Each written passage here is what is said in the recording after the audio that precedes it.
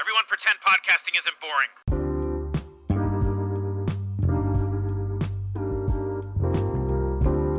Hello people and welcome to another episode of Juan Around. Today I will talk with Konstantinos Belegratis, who is from Athens. He's Greek and he's a submission or grappler champion in the tournament ADCC Macedonia. Right now I'm in North Macedonia, in Skopje, which is the capital, and we talk about masculinity, about MMA, about fighting, about jobs, about values, about femininity and masculinity, and about many other topics. I hope you enjoy the episode.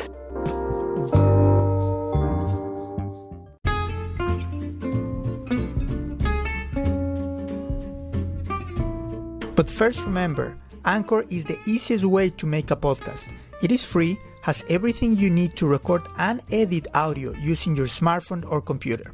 You can even make money through ads. With one click, your content goes to Spotify, Google Podcast, Apple Podcast, and many other platforms. So download the Anchor app or go to anchor.fm. That is ANCHOR.FM and start today. Now, let's turn around to our chat.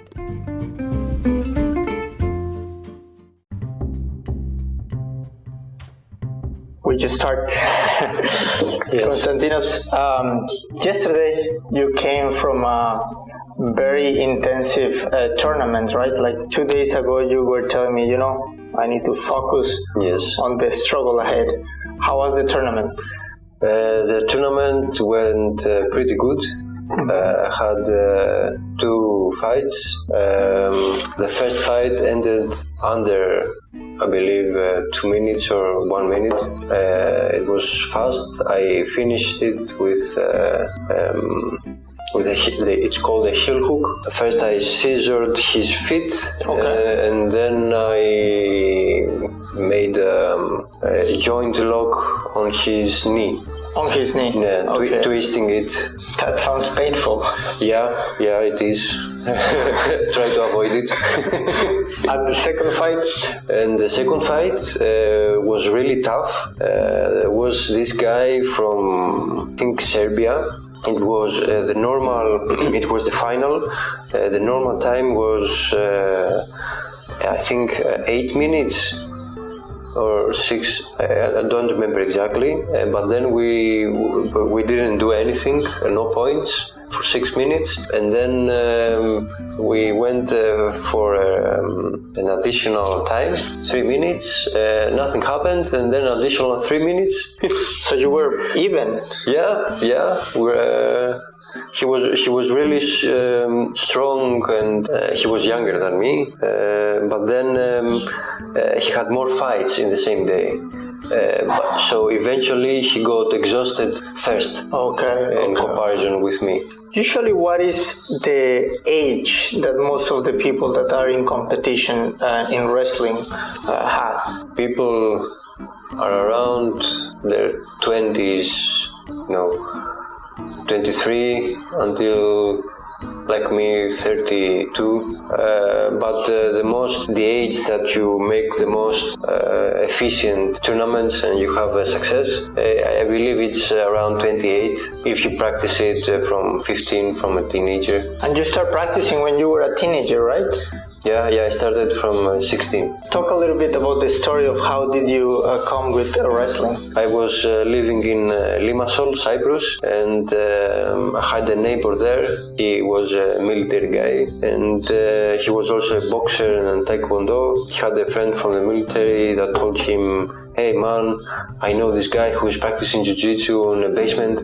You wanna go and check it out? It's like on the videos we see on Pride and UFC." Yeah, let's go. I was a teenager, and then I got hooked. Yeah. I loved it. Yeah, and Limassol is a beautiful place. I was in Cyprus for some time. It's really nice. Yeah. Like the whole Cyprus is really beautiful. Yeah, it's really a really nice place. It's a bit tropical comparison with Greece. There's too much humidity. Yeah, true. But it's a really nice place. Do you think that being Greek has anything to do with your passion and your ability as a wrestler? You know, for this ancient history of the wrestlers. I don't know. I don't know the ancient people. I've never met them, but they left a really good legacy. So this legacy is what drives me when I lose my faith. You know, it's not the DNA or the blood or this stuff. It's the ideas that you put in front of you and you try to make them true. And you look like a very strong person, particularly functionally strong. I've been in many places and, there is always the guy that comes and very muscled, but it's kind of like gym muscle. Yeah. And then, for example, they say let's just try to see who do more push-ups or who do more like dips. Yeah. But I used to do climbing, so I have a lot of strength in relation to my weight. So usually they lose, and I see them and it's I think he will lose even if he's big. Yeah, that's true. But I was looking at you and it's he looks like the kind of person that is functionally strong, that in relation to your body mass. Yes. Yeah. That's the epitome of athleticism. Yes. You have to be functional in any terrain. You have to be functional on your foot. You have to be functional while you swim. Yes. You have to be functional on your back. Yeah. That's the epitome of living in a place. You have to be on a mountain. You have to. And for the people that want to get stronger, what would you recommend them to do? Like some calisthenics or bodyweight? I recommend them to do wrestling and jiu-jitsu. But,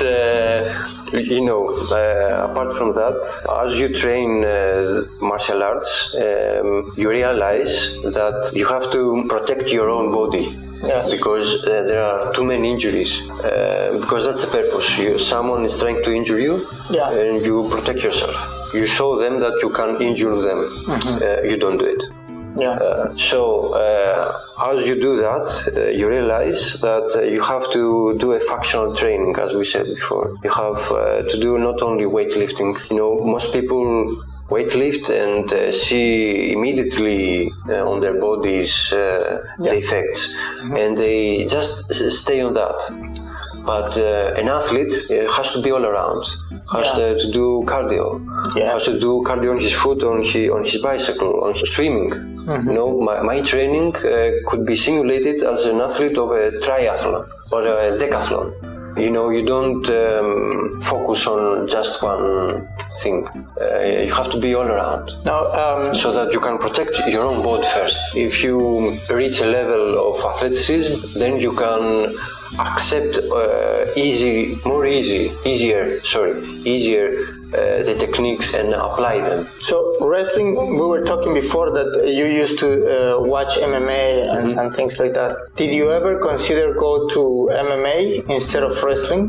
Yeah, I've done two pro-amateur MMA fights. The first one was a long time ago, 2011. I lost there. I fought with a really tough guy, Alexis Nikolakopoulos. He was already a pro fighter then, but it was a really good experience. He was a better striker than me. So in the third round, the last round, it was 3 minutes every round, 3 rounds of 3 minutes, and on the last round he passed a knee and I got cut and I lost. And on the second fight, it was I think 3 years ago, I don't remember. I won there because I had a good wrestling background. I took him twice. I lifted him up above my head and I took him down. And it was awesome. I can imagine. You were telling me also that when you started, it kind of made you feel strong. We were talking about this, how these societies nowadays, it kind of make people a little bit softer. Do you think that it enhances also like your confidence in other areas of your life to do wrestling, to do this kind of Yes, training? of course. It gives you confidence in all parts of life. Everything is connected. It makes you, first of all, you are in part of a group, so your communication skills go up. Yeah. Then you feel more secure about yourself. So when you sit in a place, you don't make other people insecure. You make them feel secure about themselves. So you pass this confidence to other people. So I believe it gives you a lot of attributes to all of your life. Yeah, for the people that are listening, like all the sounds outside and everything is because right now I'm not in Albania anymore. Right now I'm in North Macedonia. I'm in the city called Skopje, which is very beautiful. And he came for this tournament here, which was among 5 people, right? Yeah, in my category was 5 people. And you end up in the first place. Perfect. Okay, and what do you think about the other 2 places, the second and third? They were like very strong. The second was very strong, right? It was the person that you Yeah, he was very strong. The first one I thought I searched it. He wasn't practicing that much long, so he didn't have that much experience. So that's why it ended fast.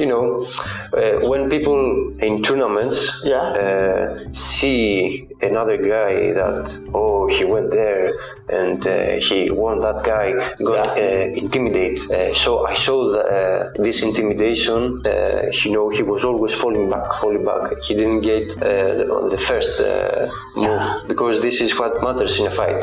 The first guy who strikes is the guy who has the upper hand, because you get surprised. It's incredible how much experience works in the real world, right? Like particularly in fighting, like when you are expecting something and you are prepared for it, and it's something that you kind of know, it's completely different. Like when people that they don't have had any fights in the past or something, they are like, they don't know how to handle it. And I think it's a little bit, as you mentioned, like being confident that you can handle situations of confrontation. If you simulate all this knowledge to your life, you can avoid panic attacks. You can set a daily routine that will make you not only physical stronger but mentally.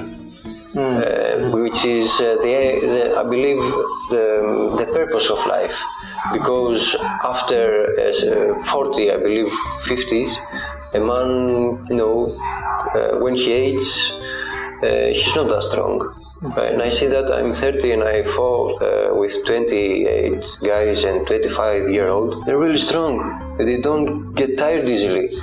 So I have to overcome that and push them mentally. What do you think is more important, if we can put it like in a list? The strength that you have, like the physical strength, the mental strength, or the experience that you have, like the technique? What do you think it's better, like in a fight, to win a fight? Experience, because where are the places where you got exposed. Do you recognize your weak spots now? Like in this one I need to work more. Yeah. In many years, you get injuries. You have to cover these injuries. Yeah. You do not have to show them. You shouldn't be exposed. So I believe this is the most important. Yeah, the experience. And then if you have the experience, when a young athlete comes to a sport, he doesn't have experience. So there's the coach there, the old guy, that feeds him bit by bit his own experience. Yeah. Not the whole part, but bit by bit, because you cannot handle it. There's a process. You cannot handle all that knowledge at once. You have to be on a process. Because if you're strong, okay, and you can handle it, but you become mentally not ill, but not that functional in every way. You become like you boast about yourself. You become egoistic. Okay, like selfish. Yeah. Yes. Okay. And you mentioned that you had these 2 fights in MMA. Mm-hmm. Do you think, what do you like the most? Like fighting in MMA or like wrestling? MMA, it's like an adrenaline shot. But you're punched in the face many times. You can train to avoid it. I kicked many times. Now it's all this trend. I don't know if you have seen that these calf kicks that now everybody's talking about in MMA that really, really damage, the balance and the stability and make them, like, particularly strikers. They fall for that so much that it's changing the game. I don't know how much do you think we have all this history of wrestling and fighting, I could say. I don't know, do you think that there is still space for innovation in fighting? Of course. Fighting is like a living organism. You see that if you compare fights from the 90s until now, you will see that even in Jiu-Jitsu, it's evolving. You see new practitioners with different bodies. They practice techniques, not all techniques are for everybody. You have to know them, but not everyone is able to master them. Yeah, to make it true on another person, because when you're facing an opponent, he might be taller than the one you were training on your gym. Yeah. So you have to adjust this technique. So it's not, you try to make a takedown to a tall guy, it's easy. You try to make a takedown to a shorter guy than you. It's really tough because his center of gravity is lower than you. But you can strike him better, right? Because you have more reach. Exactly. So this is where experience comes in. Okay. And the coaching. Now I think everybody in MMA has, in one point or another, or every one of the like the greatest, talk about Bruce Lee and being kind of like the father of mixed martial arts, in the sense that he tried to combine different. What do you think about Bruce Lee? Some character that it's interesting for you, or you're more interested in other kind of characters? Yeah. Bruce Lee, when I was a teenager, was like, when I was a teenager, I didn't have that much. It was the start of the YouTube, 2006, 2007. So I had then books and very few videos. Okay. So I had a book from Bruce Lee, and he was saying, "Be water." Be shapeless. These phrases are catchy, but they have a lot of meaning. Yes. And he was practicing. He was practicing kung fu, and he tried to make something traditional to be put on modern society. Yes. And that's a revolution for me. But after that, he was a showman. I keep what's true. And he had some really true meaning for me. Yeah. And as we talked before, it's not. He also said a very nice phrase. It's not the martial art. It's the martial artist who makes the techniques. Yeah. It's also interesting that he has become a character. I don't know how it's in Greece, but in Mexico, like particularly people that haven't had a fight in their lives, like they always say like, I can fight this guy, I'm not afraid. But I've noticed that people that have been actually in fights are the people that they just prefer to avoid it because they know like the risk for everybody around it. And many people say that Bruce Lee could defeat this and that, like bigger. But in my experience, I think that size matters. That's why we have like, of course, size matters. What do you think, or what would you recommend for people that have this cavalier attitude of, I can fight this guy, another guy, coming from you that you actually fight, in tournaments? Look, man, how to cover this subject? These people are inexperienced. Okay, go away, leave the gym sooner than the others because they see all this world that they have built around them crumbles. I believe that when you have two people that know the same thing, okay, who would win? The guy who is more muscular or the guy who is more thin? I believe the guy who is more muscular because he's more strong, he's more fit and all that stuff. Yeah. He's faster. Of course, size matters. That's why there are categories. There are also age categories. Mm-hmm. I told you before. Matters too. Age matters too. Yes. I don't feel my knees the same as it was like I was in the 20s. Yeah. Well, we know in MMA, in certain level, you can make your living out of it.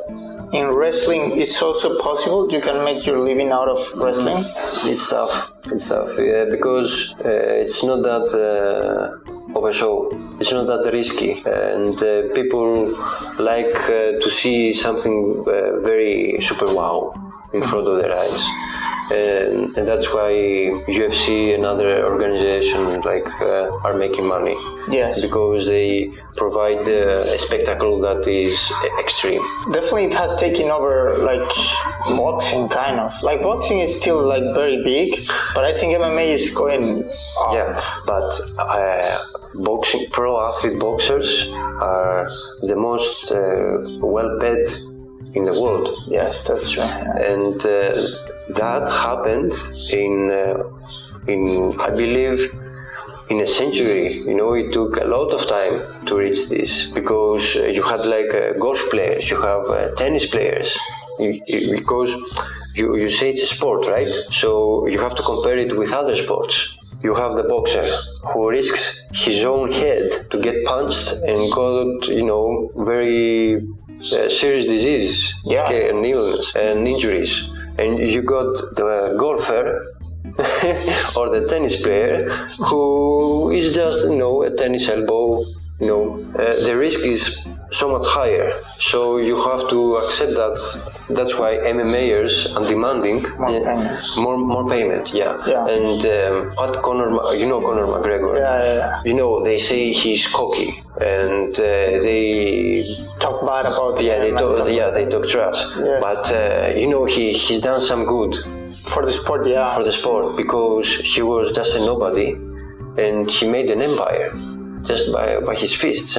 I am good at boxing. I've done some boxing. Yeah. So I like Tyson. I like a guy where I can identify myself in him.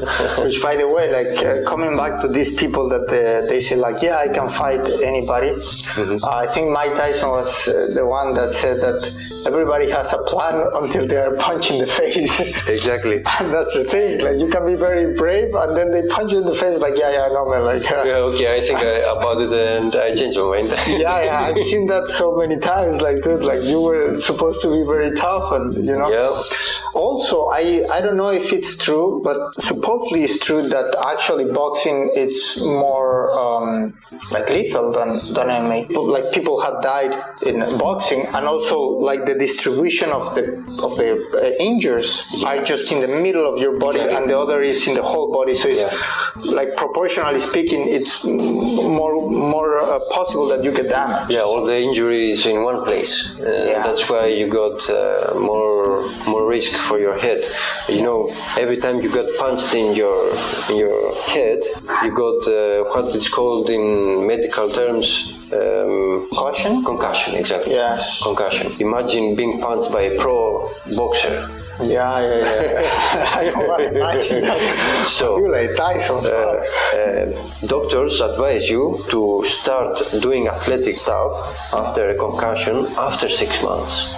So imagine a boxer who is considered to be pro and have to make money to have a house and make his own bread. For 6 months, he won't be able to run, not just to box. And I think it's... So that's why what we say it's the risk that you take. What I was telling to pro organizations that make back in Greece, there are two main pro organizations that make pro fights. They give really low payment.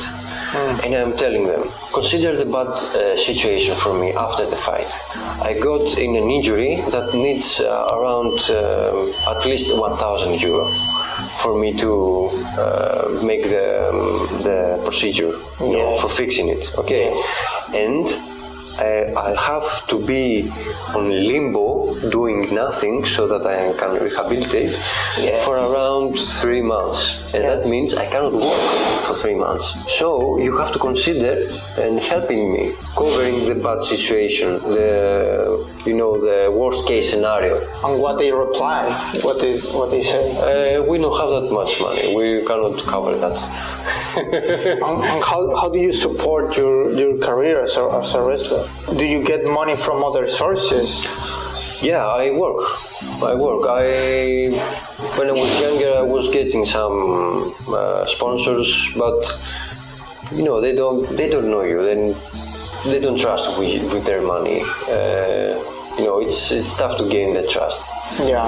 So the last, we had the COVID situation, so everything was closed and everything was paused in a limbo. I was making capital, for my own travels and your expenses. So every time I go to a job, I tell them what I really do. I go to a cafe. I do the waiter. I'm in the kitchen. I've done all the stuff. I've been for 3 years in a kiosk in a very bad place in Athens. I've been working as a carpenter. Making like furniture and stuff? No. Also I've done that.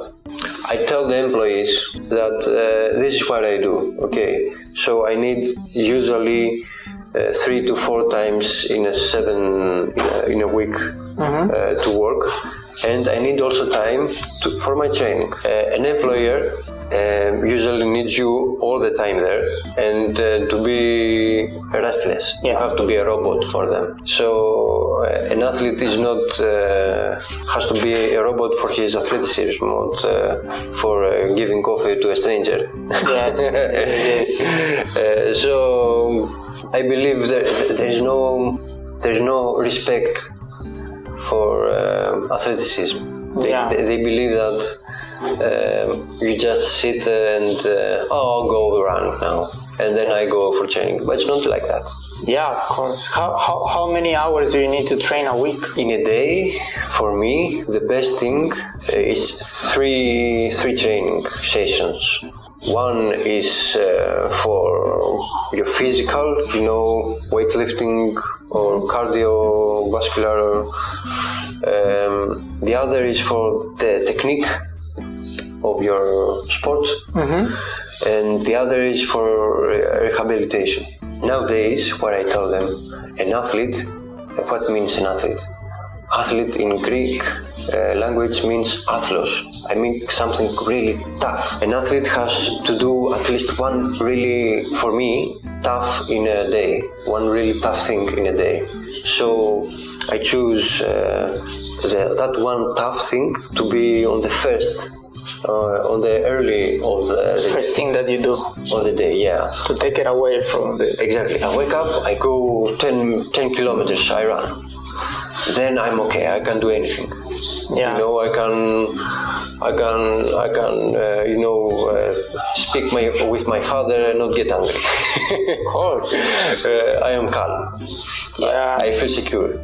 I mean, after 10 kilometers, everybody's calm. It's like, dude, like, I don't wanna, whatever. Yeah, everything. Exactly. You see, you give energy where you believe it most valuable, you know. Yeah. You shouldn't give energy to fights with other people.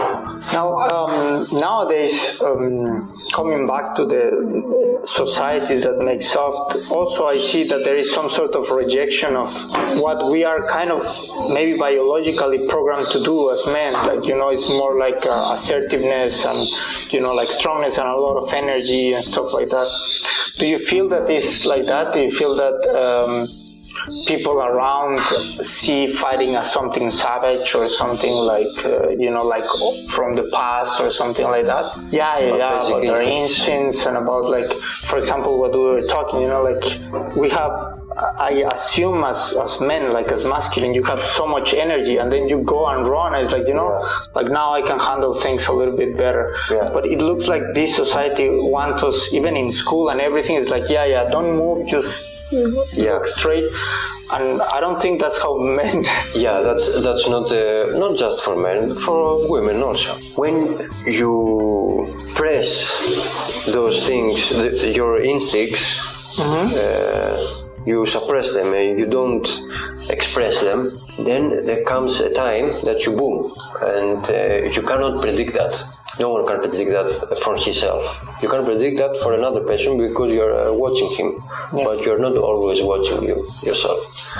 So for me, you have to acknowledge those instincts and not. I've seen a lot of boys and men have an attitude of trying not to be toxic, like the masculine are toxic, and go to the other side. They're not like homosexuals. Okay, I don't have a problem with that. But I understand the gay society, but they become too soft. Like they're giving.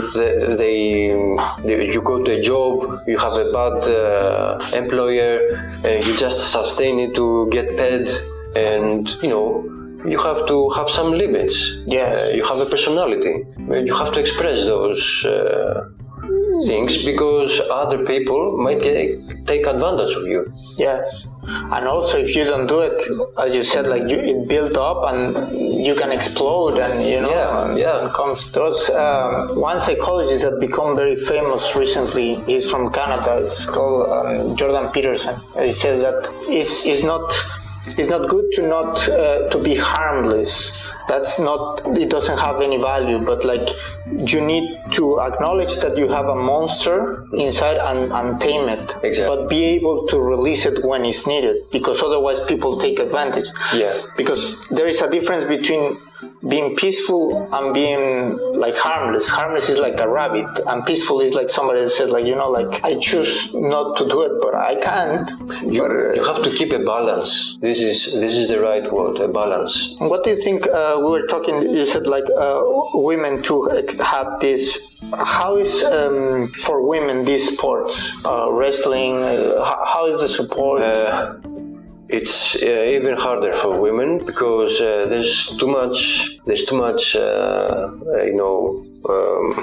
prejudice. Yeah, there's prejudice, but from their side, as we said, me as a man, I see that a lot of men are not.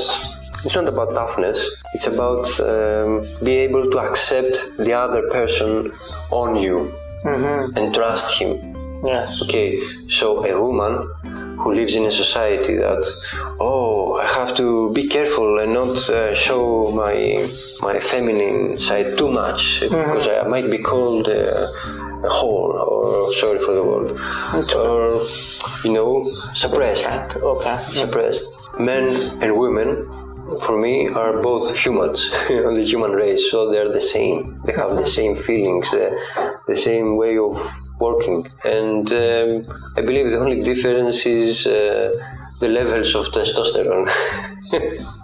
Yeah. It's not any difference. For what you asked, for a woman, it's tougher to get in such sport. Okay. Because of that, because the society wants a woman to be tender. Okay. The society wants the woman to be the caring one, not the man. But the man also needs to be caring. The man also needs to be tender in some occasions. You don't have to be always, when you have a kid, you have to be a tender to him. You don't have to make him a criminal, and you have to be a role model as a man to him. To be calm, not the barbarian who destroys everything in whatever happens. Yeah. So, man and woman are the same for me. Actually, my favorite fighter from MMA, it's a woman. Okay. Rose Namajunas. Yeah. Yeah, she had the fight. Fucking tough as fuck. Yeah. When she was fighting the girl from China, I don't remember her name or how to pronounce it, but the girl from China looks big, like really big, and Rose looks like tender and soft, and yet she defeated her. Yeah. She's really tough. She's really tough, and I have really value of her, and I believe, because of what society expects from women, they become even stronger in some attributes of as a personality. They are even tougher than men. Biological, a woman, bleeds, and Yes. she has to overcome that. I've never faced that. And then I would want that. Yeah. I'm so happy I'm a man. Yeah. It's tough to be a woman, man. I think so. There is a bad joke that says that, women says, like, imagine having a kid is very painful. And a man, in the joke, and a man says, well, having a kick in the balls is more painful. And she's like, no, it's not. It's like, well, I've seen women wanting to have kids twice, and I've never seen a man wanted to be kicked in the balls for a second time. Okay, yeah. That's a good comparison there. Well, it's just about joke. Of course, like it's a lot of resilience, and they are like kind of built to endure pain. Like I've read that the nervous system of a woman is even stronger. Yeah. It's the testosterone levels that makes the masculinity and the muscles even bigger and that. Yeah, it's like all those difference, but doesn't mean that it's like weakness. Like I think one's kind of endure more like pain, and the other one kind of like maybe inflicted. I don't know, like the man. Yeah, I believe as a gender, if you see in other species, the one makes whole of another. When they become one. Yeah, I think so. Like it's not like one is on top of the other, but it's like but community. What society needs, I believe, for mine, it's not fixed in a couple, in a pair, for a man to be strong and a woman to be tender. They change the role every time in a different situation. Okay, this is what society needs to understand. It's not fixed for a man. Yeah. There are some times that the man it's like weaker emotionally. For example, if you see, for example, in families where there's only one parent, this one parent has to be also a man, the father and the mother. So you see that person changes his personality for the sake of a kid. And also, like, I think men, if they are in an environment of trust, they can be very soft. It's also good. One thing that I had in the back of my mind, when you do all these jobs, have you ever feel that somebody disrespect you or something and said like, I could beat the shit out of this guy?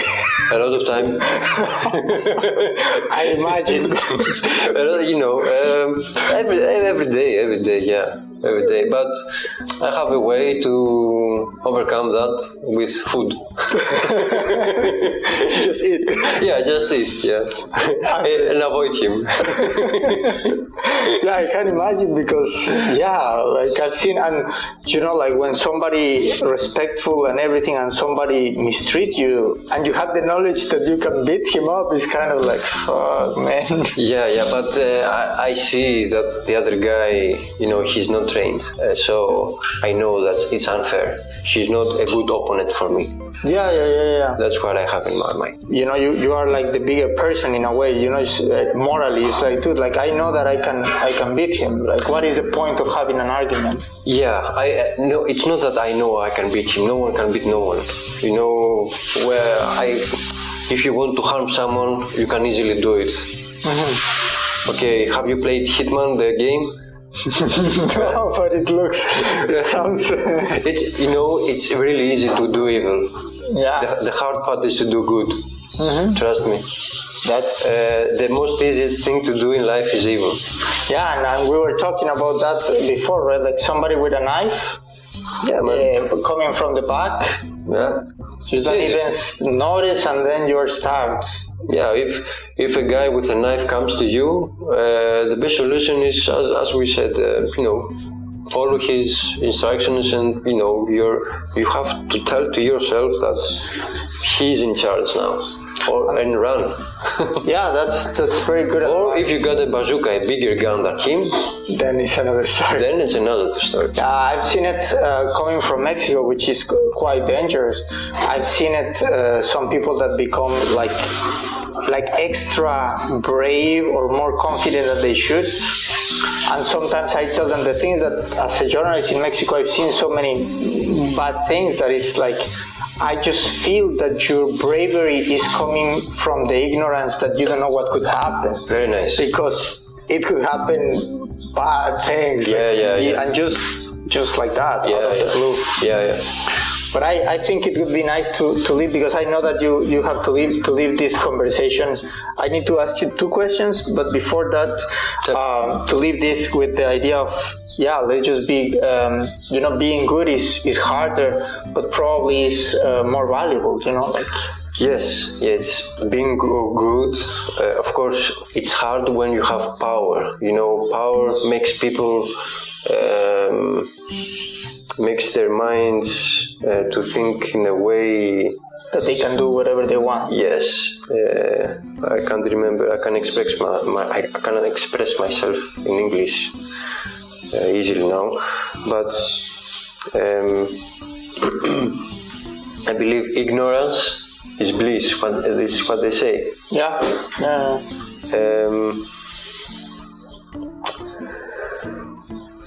Doing good, it's hard, but what you said, it's more valuable. Yeah, and I was in Albania, and there was this guy from France. He looked like he was doing like some workout, and he had these ideas in their mind coming from, it looks like almost like from videos of YouTube, like being an alpha male and stuff like that. But he was like kind of overdoing it, like too much. I was asking him like, okay, like it's okay what you're saying, but where do you draw the line between being assertive and alpha and being a bully? Like, you need to really know that line, because then you think that you are, expressing your masculinity, and then you are doing like something super harmful. And it's funny because I talked with him because he was even like annoying some people. Yeah. And I talked with him, and he really kind of changed the thing. I think it was one of those people that he had like some rough part in his life, and he said like, I will redo myself and, work out and have this new mentality and stuff like that. But I like what you said, that, being good is just better, and doing good. Being a creator. Yes. What I was saying to some students of mine when I had a team, try to be a creator, not a destroyer. Yeah. And the 2 last questions is, now you usually go to tournaments and you go to other places. What do you learn by traveling to those places for the tournaments? What is the thing that gives you? It gives me a lot of things, mental. For instance, I realize that people are the same in all the places. There are no better people, no worse people. People are the same. Also, the places are the same. It gives me experience for communication and gets me better by communicating with people. Because if you don't travel, you isolate yourself in a place where you make an environment safely, but only for you. That's egoistic. So you have to go out there and expose yourself in other environments that other people have made and see, can you survive in this environment, and not just survive, but live an okay life. This is the challenge for me. It's a challenge for me, and it gives me motive, to go back to my place and upgrade my environment. That's real learning when you want to apply it. That's perfect. And the last question is, if you want people to remember you with one song, which song would be? Oh, that's tough. Well, I don't know. Right now, I don't know. There's music is like endless. Yes. The first one that pops into your mind. The first that pops in my mind, because I was seeing all Bob Marley songs around, would be One Love. One Love. One Love. By Bob Marley. Bob Marley. Yeah. Okay. Thank you very much, everybody, for listening. The link for the song will be in the description of this episode. And see you around. Thank you.